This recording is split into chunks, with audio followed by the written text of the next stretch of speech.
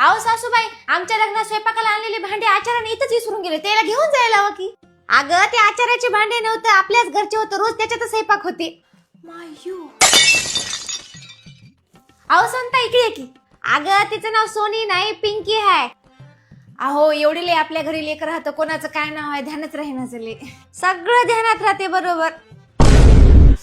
खरंच गम आहे सासूबाई, तुमची कमाल आहे. एवढी मोठी फॅमिली कशी सांभाळायला की गम आहे.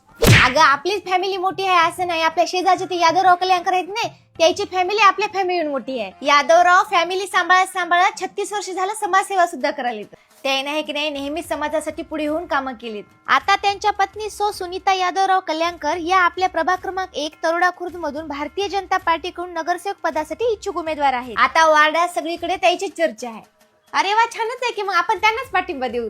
यादवराव कल्याणकर यांना 1989 पासून राजकारणाचा अनुभव आहे.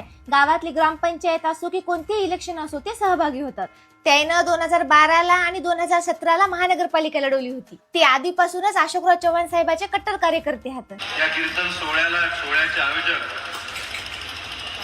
यादवरावजी बाजीरावजी कल्याणकर. सुनीता कल्याणकर निवडून आल्या तर आपल्या प्रभागाचा लई विकास होईल बघ. आता आपल्या घरी सुनीताताई येणार होता, जा पटकन चहाचं ठेव. हो हो.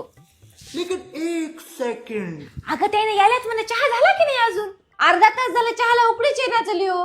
अगं गॅस तर चालू कर की.